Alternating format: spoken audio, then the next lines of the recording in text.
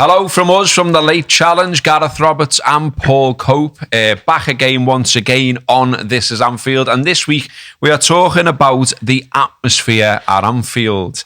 Now, Liverpool was recently voted, or it was in an article at least, that it had the best atmosphere in the league.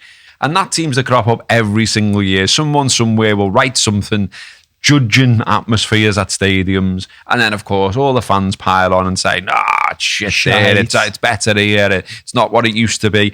And I've even brought in an old well-read magazine, the magazine I used to edit a long time ago now. This is from December 2011. Front page, cover, "We're not singing anymore." And then inside, a piece from my good self saying, "It's all gone quiet over there." With a little subheading, "Silence of the Fans." See what I did there? Yeah, nice. Now, I've got to admit, I went to the game against West Ham and thought the atmosphere was absolutely fine. Because to me, the atmosphere is only going to be at a certain level, if you like, for West Ham and for a 2:00 kickoff on a Sunday afternoon. Yeah. Neither of which facilitate absolutely fantastic, unbelievable, great atmospheres, because I think that's not a good time for a game of football. People are thinking about work the next day. People who enjoy a pint before, after, whatever, again, it's not a great time for it. But Chris, who was Cop 205 row 337, row 37, that's his at on Twitter. Nice. So presumably you can go and have a chat with him if you want. Might not put my full address. But at Paul Cope. He tweeted, and it caused a bit of a debate. I think we need some sort of fan committee at Anfield to sort this fucking terrible atmosphere out. And he copied in Spirit of Shankly and Spying Cop. Is there anything either of you can do? Now, is he asking us whether there's something we can do? No. Spirit of Shankly and Spying Cop. Yeah. But I'm involved in Spirit of Shankly now, so you should sort it out. So I'm not sure what I'm doing though, Chris. Like, do you know what I mean? So this is a debate, and this is why we're doing the show. Really, that has gone on forever.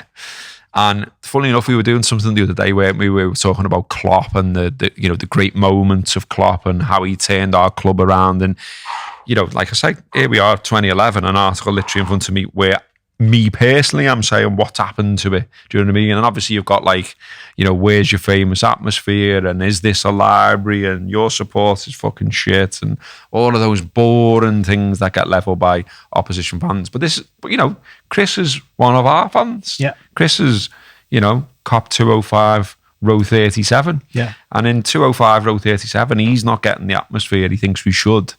So what do you think about Anfield's atmosphere now, then, in the future? Is there a problem? Is there anything fan groups could be doing? Well, let's put it in context first, right? So, like, age-wise, I got the last season on the standing Cop when I was going with my mates for the first time. So, like, I don't know, what year was that? Do you remember? The last year of the standing Cop? Yeah. 91, was it?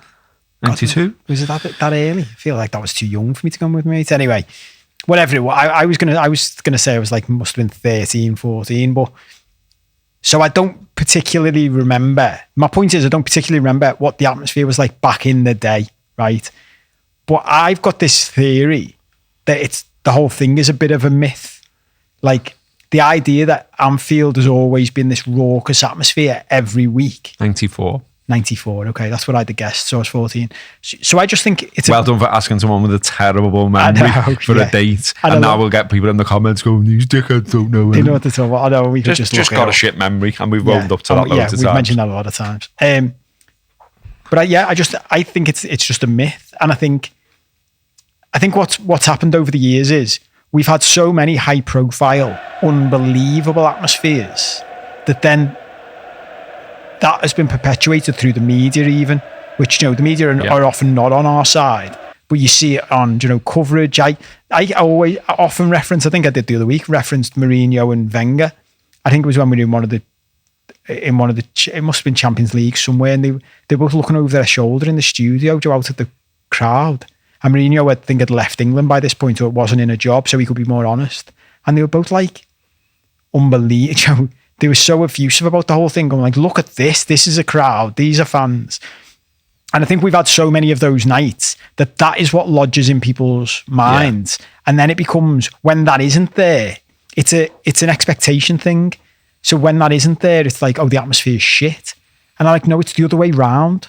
Like the general atmosphere is just all right, with like it is in every football ground for every normal game, like you say. West Ham at home on a Sunday afternoon in no ground in the world would be amazing atmosphere. Do you know what I mean? Or obviously we don't play West Ham in Argentina, but whatever the equivalent of that match is on a Sunday afternoon in Argentina, I can't imagine it's the wild atmosphere that the big games are.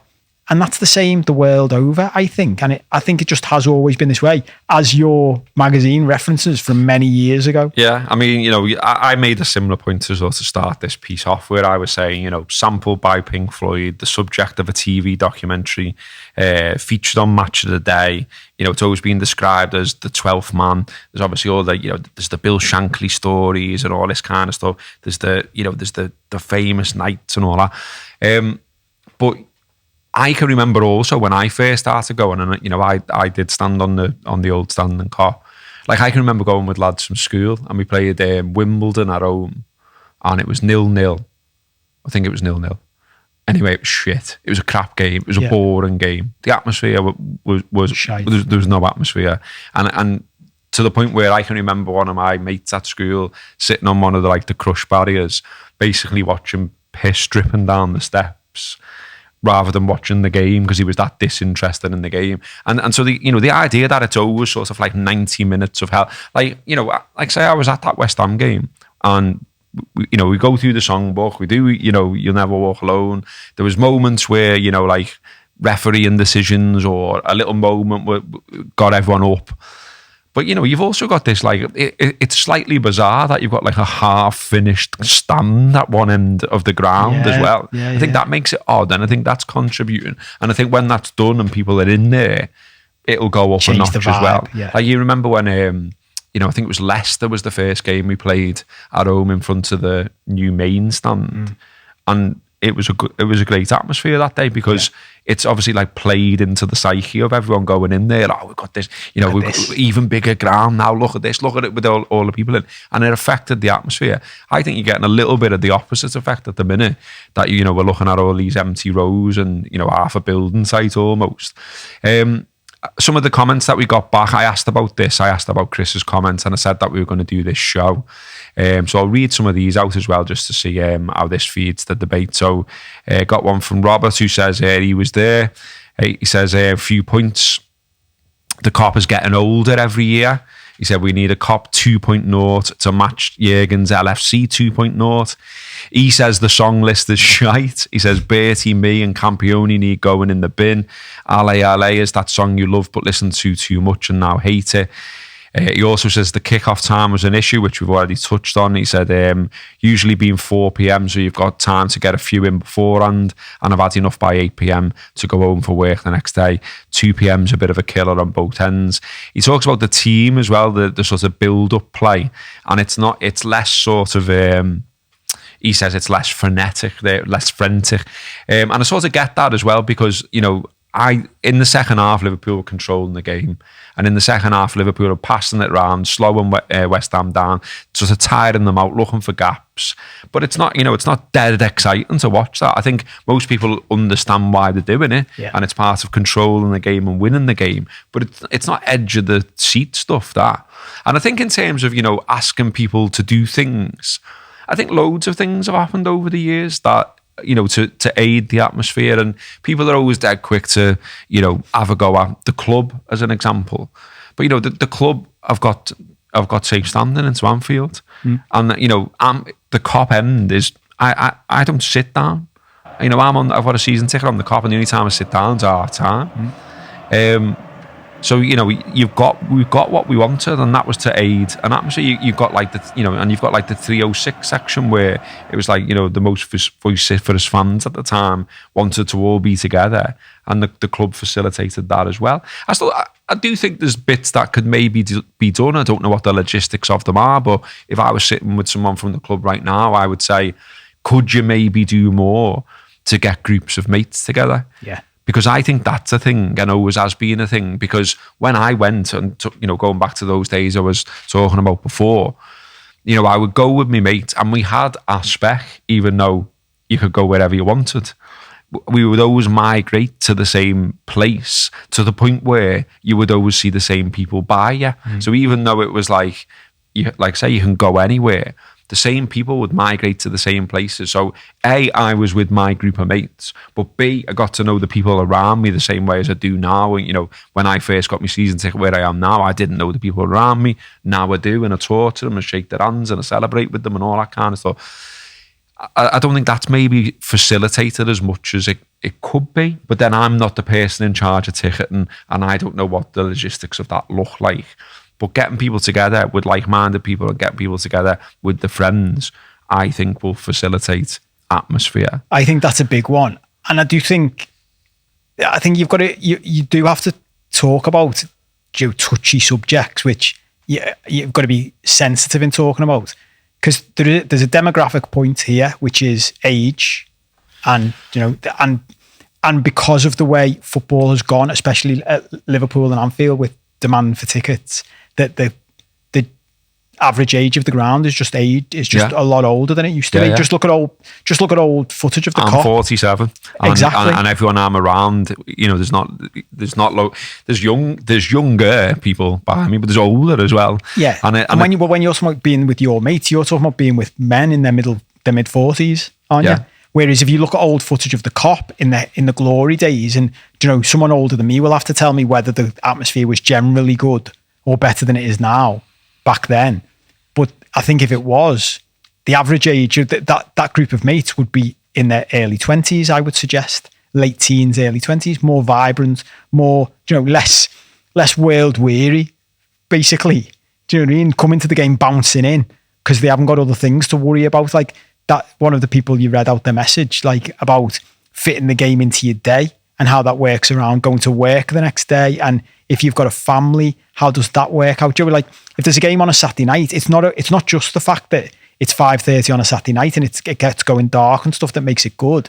It means if you've got kids and a partner, you've got the day with them to do other stuff. So that helps, because then by the time you're going out, you're not carrying shit with you. You feel like you've done your bit at home. There's all kinds of things in this. And then there's the bit that's touchy, which is we have a lot more international fans now. Yeah, so and this is the bit you always get to, isn't it? You'd always get to this bit in this conversation, or if you wrote an article, you'd always get to a bit, and it same on Twitter as well. So, I saw Martin Fitzgerald say, like, these kind of conversations make me glad I don't go anymore, because the atmosphere, for better or worse, should be organic and not certain fans telling other fans how to behave. But this does always happen, and it's gone on forever, and it's gone on across fan media, written, spoken, audio, video, whatever, where someone somewhere I'll start talking about the international fans. But you know what? There's an unspoken bit there as well, that some of the Scouse Our Last band aren't great for atmosphere either. 100%. There's some like too cool for schoolers who go. Mate, I can tell you about. I mean, mates even of mine. Robert, I like Robert, by the way, and I know who he is, and I've spoken to him before and all the rest of it. And, me and him are on the same page a lot. But even to sort of start breaking down songs and that, I don't think you should be. I don't think that's in the right spirit. Like songs that happen and are adopted like across the fan base and are sang on the Kop are for the reason that people like them, people get them, and people want to sing them. And I think when you start dictating it should be this and not that, it should be this and not that, that's no good anymore, that's too complicated and all that. Some of that's right, and some of these songs that go on forever with loads of verses and loads of words took me a long time to learn them. You know what I mean? Yeah. And I'll look at, say, like my lad going with me sometimes, and I can see him going, what? But also, that comes back to the question of what you mean by good atmosphere. Yeah. Because to me, a good atmosphere isn't singing that song all game. Do you know what I mean? It's like when you go to foreign grounds, don't we? That's it. Like when it's wild and screaming, and which you can't do every week. Exactly. Our best atmospheres are not because there's loads of lovely songs being sung. Our best atmospheres are because everybody's fucking wild and they're screaming abuse at players on the pitch who are taking corners and like making them feel intimidated. That's the reality of things. And you're 100% right. That's that can be levelled very much, if not more so, at local fans than it can at international fans, because you have got the whole, we come every week, we go into the ground dreary because we're sick of this. And I remember through doing the Anfield Wrap, over the years, and then, interacting, you went over there, but like interacting with people from around the world, going traveling, watching matches abroad, coming home, watching matches from abroad, and having a newfound respect for the international fan base and the effort they go to support this football club, compared to like loads of the moaning arses we know who complain about going to the game when they can go every week. And that's part of the problem as well. And I know people like that who, they're not going into the game thinking, how do I support this team the best I possibly can? They're going in with an expectation and I'm fucking sick of this type thing. Yeah. And did you mention Martin Fitz before? Was him who said about going to the game? He's always made that point, hasn't he, about Glastonbury? Like, the reason the atmosphere at Glastonbury is brilliant every year is because it's not a season ticket basis. Like, everyone who goes to Glastonbury is delighted to be there. Yeah. Because they weren't sure they could get a ticket. So when you get in there, you make the most of it and you're buzzing. And he's suggested that in the past, Joe. If you want to create a better atmosphere, maybe bin off season tickets. But as soon as you say that, season ticket holders go, whoa, you can't bin off season tickets. Yeah. And you're like, and I'm not saying we should, by the way. I'm just saying this is it's a difficult topic, and I'm with you. I do think part of the problem, and this is a Scouse thing as well, is there's a high level of judgment. You shouldn't do that. That's not cool. That's not okay. You don't know the words. Yeah. Yeah. Look, we're all guilty of it, aren't we? Right. You're a wall, you're a fucking out of town, blah, blah. And that plays into it. And at the same time, and I'm a hypocrite and I'm contradicting myself, part of the reason Anfield is great and grounds like Anfield are that there are certain rules that you live by. Do you know what I mean? We don't have shit banners. We don't sing shit songs. We don't sing "Who Are Ya?" And things like that. Do you know what I mean? Yeah. And there are times when that's crept in and I'm like, we need a bit of the old school back here to bring us back into line, because there is a traditional side of things, or a tradition side of things. But sometimes things change, don't they? I mean, even being at the game at the weekend, I was thinking, and this might be hard ass cop-out overthinking things, by the way. I'm conscious of this as I'm saying it. But we've got a tradition, haven't we, that second half, when their goalie runs up to the cop, we clap him. And he never fucking claps back these days. Don't he? Because I'm in for it doesn't feel like any of them get it anymore, or are told about it, or know it's a tradition at Anfield. And then there's like a low level booing of them for not clapping back and acknowledging the cop, and then we crack on with the game. And I kind of think, well, maybe we should just chip that now. Mate, I've always thought it's hilarious. Imagine being in the mind of the goalie that doesn't know that's a thing. So the goalies who do know it's a thing, like back in the day, they get their clap, they clap the cop, and they get even more of a clap. It's like he knows the score. Think about the goalie who doesn't know it's a thing, right? So he's walking up to the cop's clapping him. He's looking at it thinking, are they clapping me? Can't be for me, I'm opposition. Can't be for me, yeah. But then he looks thinking, maybe the cop's clapping me, isn't that nice? And then he's just thinking, isn't that nice? And then they get booed. And then they start booing him. And everyone calling him a shit house. Everyone's like, you fucking knobhead. And he's like, this is a bipolar crowd, this, isn't it? What the fuck's going on? And you sort of see that in the face sometimes, like, I don't know what's going on here. That's weird. A few more comments we had in regarding this particular topic then. So Phil Blundell said it was a fairly standard atmosphere for a bog standard league game, and has been for as long as I can remember. Nick Cornish, she said, that's what I thought. Phil couldn't see the big deal. For context, my friend and a 7-year-old came. They thought the atmosphere was amazing, particularly compared to the Etihad, where she took her 8-year-old City supporting son last season. Phil came back on that saying, absolutely fine, not sure what people are after exactly. Casino Oasis said, I think someone every match to be like United at home in 1920. It just isn't realistic. Dave Stewart said, people think it was bouncing every week in the 70s and 80s, which we already sort of touched on. Matthew Maloney said the atmosphere was great, and the commentary said so, and I agreed. Cajones, with loads of ease, says more and more working class people are being priced out, Robbo. It's only going to get worse as well. It's not just Anfield either. Old school football atmosphere is finished. Joe said, yes, you can argue it's just a regular PL game and atmospheres are hit and miss for those, but I just always think there are too many people in the ground going the game out of routine and need to step aside for the younger generation or for people who can only get to 1 or 2 games per season. The outer town of things come up, as it always does in this conversation. Lewis says, I'm a Northern Ireland fan, so take that whatever way you will. But every time I go to the game, the people who are killing the vibe are locals. I've been told to sit down and shut up by Scousers on the regular. I've been called a paddy and told to go home because I was standing up too. Then people talking about what it sounded like on TV and things like that. Rich with just a very simple thought it was all right yesterday, really, which was kind of my take on it. Like, you know, what we keep saying this, we've got the two perspectives. Because I am watching it from home now, and if you just said to me after the game, "Oh, let's do a thing about atmosphere," because the atmosphere was shit, my reaction was, "Oh, it looked all right on the telly to me, mate." But again, that's an expectation thing. I'm doing it in the context of we're playing West Ham at 2:00 on a Sunday, and there's also a point here about the way the game goes. Like, as you said, the Villa game as well.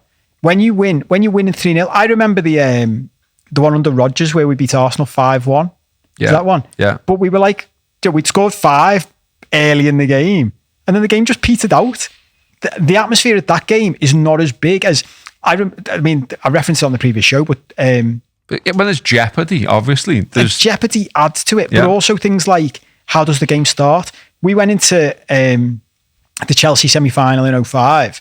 Everyone's fired up, pumped up, obviously. Yeah. But in the first 5 minutes, you had massive incidents that just lit the blue touch paper, and that created the atmosphere. Because, and I've said since, if and Mourinho learned this over the years, if you keep them quiet for the first 10 or 15, you dampen down that initial buzz, and the game itself has a lot to do with that.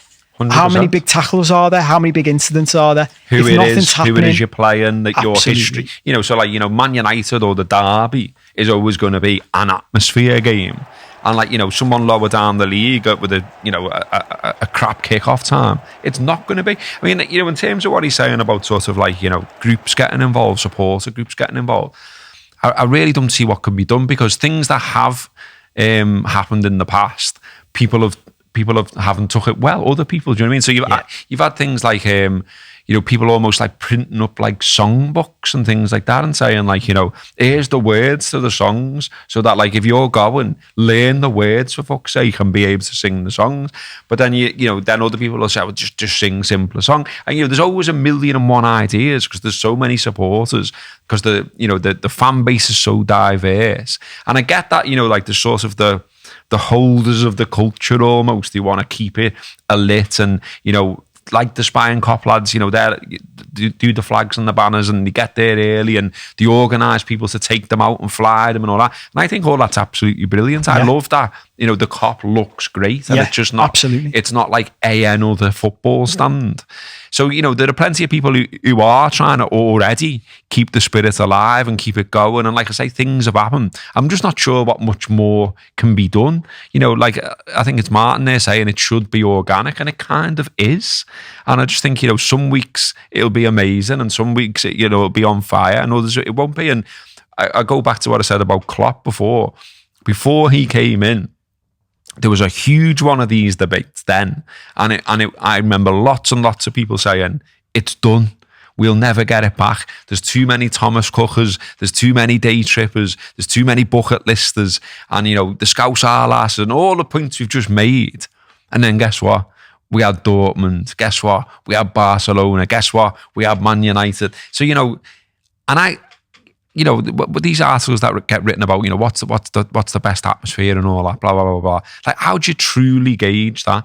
Because I reckon if you somehow were gauging it scientifically, properly, every single game, every single ground, I think you would see similar patterns at a lot of places. So, you know, where else has got an amazing atmosphere anyway? Is Old Trafford amazing? I don't think so. Is Arsenal amazing? Well, I've been to these grounds and I'm not come out of them and gone, that was amazing. But it's the same point, and City's isn't it? Definitely not amazing. But I'm sure every fan of every club says the same thing. Like, and would say to see the same pattern. It's just at different levels. Like, there will be games. I saw a tiny bit of the, because it was just on after our European game. Joe rolled into the Brighton game, and there were the BT Sport people, or TNT, whatever it is now, and they were at the ground saying, "Wow, we've never seen the Amex like this." And you're like, "Yeah, it's their first game in Europe." Yeah. So they're bouncing. Now that to them, to Brighton fans, that'd be the best atmosphere they've been to, probably. Now, if you say to them, "Well, Liverpool's atmosphere is better than your atmosphere," then some Brighton fans come to Anfield to watch Liverpool play Brighton at 2:00 on a Sunday. They'll go, "It's not." And we'll go, yeah, but you're comparing apples with oranges. Yeah. Like, that's not how it works. And that's the problem we get. I think I mentioned, and if I haven't mentioned it on this show, I've mentioned it in other places in previous years. It's like when you get, Derby or Luton, we'll get this year, coming to Anfield again, mid-afternoon, and we'll get loads of that this year, mid-Sunday afternoon, and people will sing, "Where's your famous atmosphere? Is this a library?" All that nonsense. And I remember tweeting years ago, just as a heads up to all you like fans of other clubs, like, it was never for you. The famous atmosphere was never for you. It was for Real Madrid and Barcelona and Man United. That's all it's ever been. So just fucking get over it. We're not asked enough about you to create the magical atmosphere. And there's something else worth saying here, which is the expectations point. In life, generally, there has to be a range. You can't have an amazing atmosphere every week, or it becomes normal, and then you wouldn't enjoy it. There has to be shit days and good days. And there's enough good days for us to reference about atmosphere. There's enough players and managers that have referenced the atmosphere, as you said before. And look, here's a little quote for you to finish on. "The fans were the vital factor. The noise they created put fear on the faces of the French players. You could see it." That was Mark Walters after Liverpool beat Auxerre 3-0 at Anfield in November 1991. The Reds had lost the first leg away 2-0, and the Kop generated a huge noise despite an attendance of, wait for it, 23,094. So it can be the occasion, it can be the situation, it can be the fact that you're 2-0 down and no one thinks you've got a chance. That's why.